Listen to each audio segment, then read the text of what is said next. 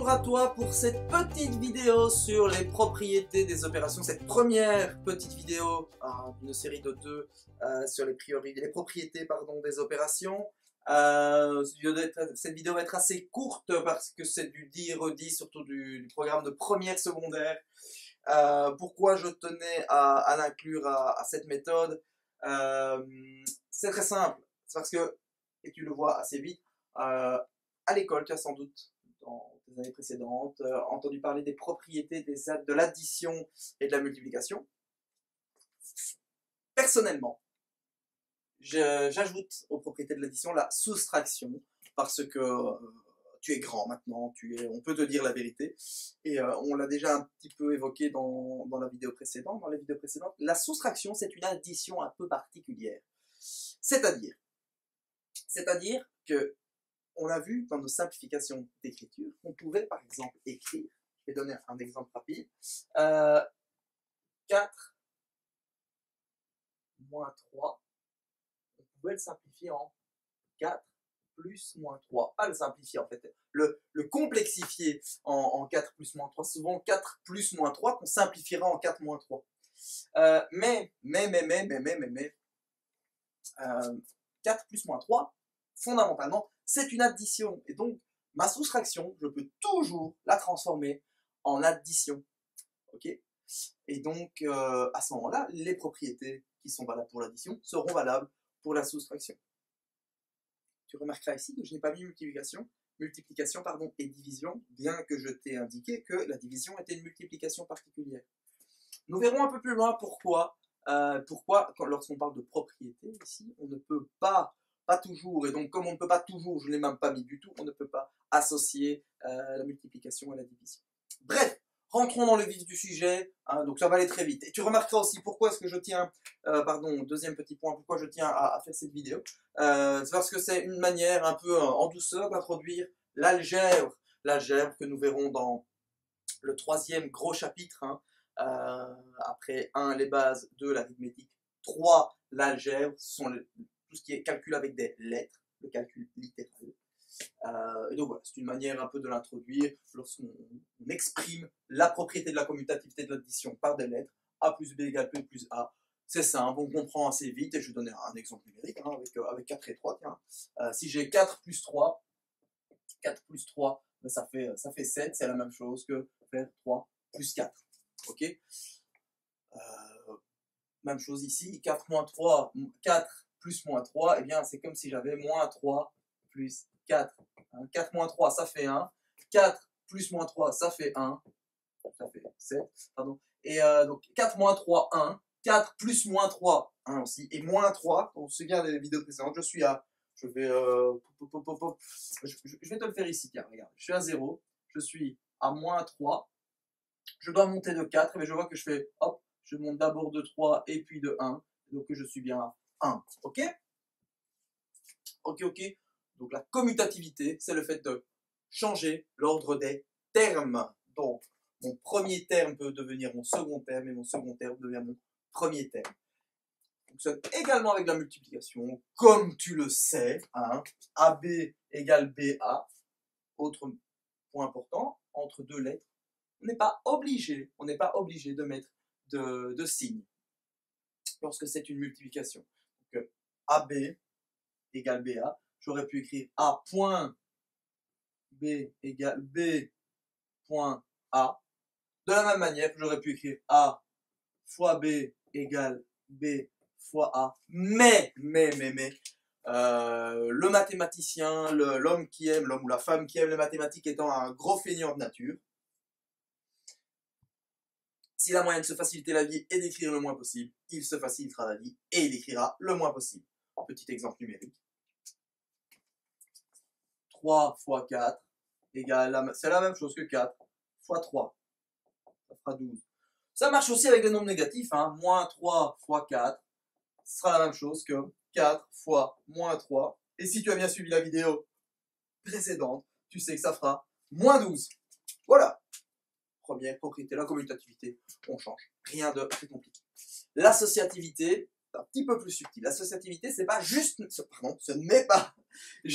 mettre des parenthèses, c'est le fait d'effectuer un calcul avant les autres, en priorité.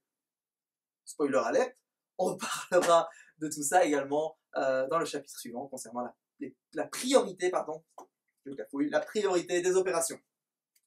Donc ici, on voit, j'ai A, B et C. A, B et C sont trois nombres entiers, trois nombres positifs ou négatifs.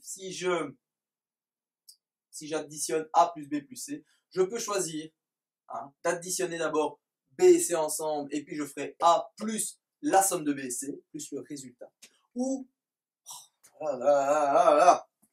Jérôme. Il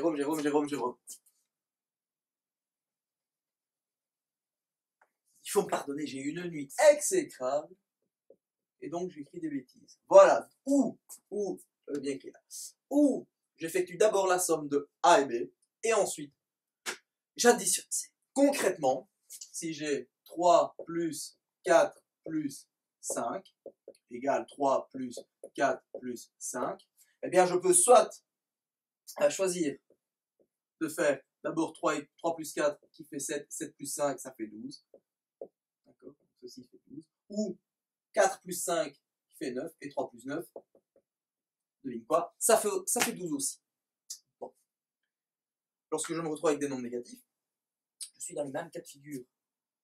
3 moins... non, je vais faire 3 plus 4 moins 5. D'accord. Avant de placer mes parenthèses, parce que les parenthèses et les moins, ce sont parfois il y a parfois des cas un peu bizarres, je vais d'abord retransformer ça en une addition pur jus. 3 plus 4 plus moins 5. Et donc là, je peux choisir de faire soit 3 plus 4 et puis plus 5, ou 3 plus 4 plus moins 5. Ça devient un peu compliqué. J'ai des parenthèses dans des parenthèses, donc bon. Je t'avoue que je n'aime pas trop cette écriture. Mais je tenais à en parler parce que parfois le fait de transformer ceci en cela, ça peut parfois aider dans le calcul mental. Donc ici, même chose, 3 plus 4, 7. 7 plus moins 5, c'est comme si je faisais 7 moins 5, ça fait 2. Et 4 plus moins 5, ça fait moins 1. 3 moins 1, 3 plus moins 1, pardon, ça fait bien 2 aussi. Ok, jusque-là, j'espère que tout va bien, je ne t'ai pas perdu. Rien de très compliqué. Si vraiment je vais trop vite, n'hésite pas, tu revois la vidéo, c'est gratuit, c'est gratuit. tu as un accès illimité à ces vidéos, je te le rappelle. Pour la multiplication, même chose, si j'ai 3 fois 4 fois 5, je peux choisir de faire 3 fois la réponse, le produit de 4 fois 5, ou 3 fois 4 fois 5, je peux choisir de d'abord effectuer 3 fois 4. 4 fois 5, ça fait 20. 3 fois 20. 3 fois 4, ça fait 12. 3 fois 20, 60. 12 fois 5, 60. C'est surtout ici qu'on voit vraiment tout l'intérêt de ce genre de propriété. Elles servent à quoi? Elles servent à nous faciliter grandement la vie. Bon, ici, je prends des exemples volontairement faciles, mais quand on se retrouve parfois avec des nombres avec lesquels il est difficile de calculer, de jongler, si je peux à chaque fois former des paquets où on tombe sur des chiffres ronds, des chiffres qui tombent bien, des nombres ronds, si je peux me faciliter la vie, je me la facilite. Le mathématicien est un feignant, je le rappelle, donc si vous pouvez vous faciliter la vie, si tu peux te faciliter la vie, facilite-la toi. Okay. Pour ça, tu utilises les outils qui sont ici à ta disposition. Les deux dernières propriétés de l'addition, soustraction et multiplication, l'existence d'un neutre, d'un élément neutre. La phrase complète, c'est l'existence d'un élément neutre. L'élément neutre pour l'addition et la soustraction, c'est 0. Okay. 0, c'est-à-dire que si je fais 3 plus 0, ça fait 3. Si je fais 4 moins 0, ça fait 4. Le neutre, ça veut dire que si j'additionne, ou si je soustrais ici, parce que 4 moins 0, c'est 4 plus moins 0. Ça, tu vois là, ça ne colle pas. Il n'y a pas de moins 0. Mais bref, de toute façon, enlever 0, ajouter 0, ça ne change rien. On ne change rien. On se ramène au premier élément, au premier thème. Même chose ici. Le 1 est l'élément neutre pour la multiplication multiplié par 1, ça ne change rien. Donc, 5 fois 1, ça fait 5. Je ne vais pas te donner d'exemple. Je ne vais pas te prendre pour un idiot, plus que ce que je le fais déjà, désolé. Dernière propriété, l'élément absorbant. Pour l'addition et la soustraction, il n'y en a pas. Être absorbant, un élément absorbant, ça veut dire un élément qui ramène tout à lui-même. Donc, on va pouvoir multiplier 0 par n'importe quoi fois 0, ça fera toujours 0. Et c'est ici qu'on explique pourquoi je n'ai pas ajouté la division, je n'ai pas associé la division à la multiplication. Parce que, attention, A sur 0 ou A divisé en 0, je ne veux pas le voir. Je ne veux pas le voir, tu verras ça, on verra ça un peu plus tard. Je pense que c'est surtout intéressant à partir de la 4e secondaire. Peut-être la 3e aussi.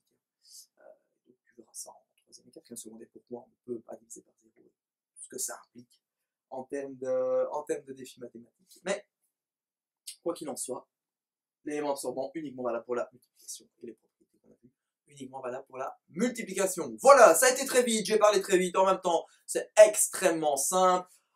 Encore une fois, t'inquiète pas, ça vient après. Tu n'auras pas ça tel quel au CE1D, mais il est bon de connaître, de savoir utiliser à bon escient ces propriétés pour te faciliter la vie. Encore une fois, surtout quand tu seras dans la partie, dans les questions où tu n'as pas le droit d'avoir la calculatrice, parfois utiliser l'une ou l'autre propriété. Et ça pourra t'aider.